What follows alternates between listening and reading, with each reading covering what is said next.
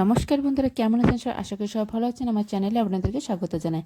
আজকে আমি রান্না করব বিলের টাটকা শোল মাছ দিয়ে আলু দিয়ে মাংসর মতো করে। আর এই তরকারিটা খেতে কিন্তু দারুণ মজাদার, মাংসের স্বাদকে কিন্তু হার মানিয়ে দেয়। এখানে আমি 1 কেজির ওজনের একটা শোল মাছ নিয়েছি। তারপরে এটা ভালো করে কেটে ধুয়ে নিয়েছি।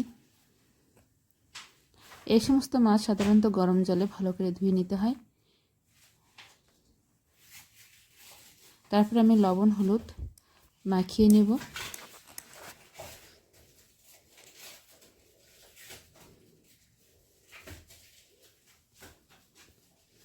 এবার আমি তেলে মাছগুলো ভেজে নেব।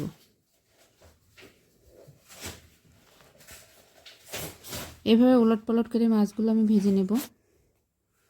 এবার কড়াইতে দিয়ে দিয়েছি তেল, তারপরে দিয়ে দেবো পেঁয়াজ কুচি।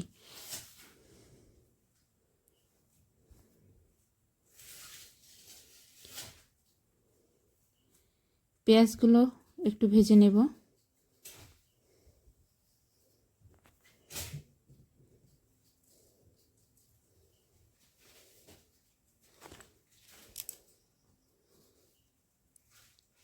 এবার দিয়ে দেবো আদা রসুন বাটা। তারপর পেঁয়াজ রসুন আদা ভেজে নেব।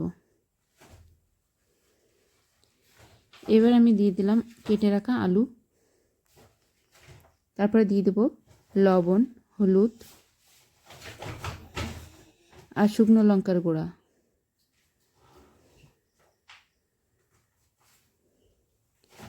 দিয়ে আমি ভালো করে কষিয়ে নেব।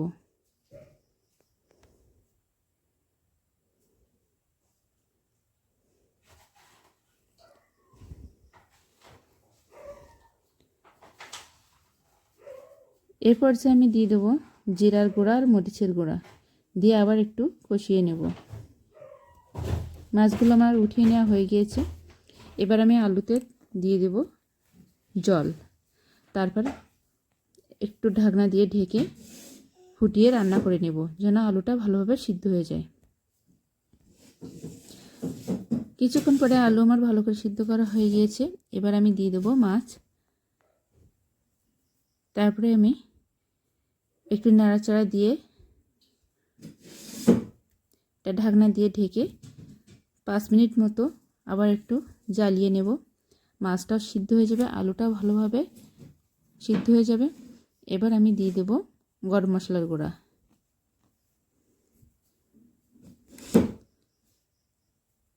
তারপরে আমি এটা নামিয়ে নেব। রান্না হয়ে গেল আমার শোল মাছ দিয়ে আর আলুর দারুণ স্বাদের একটি তরকারি।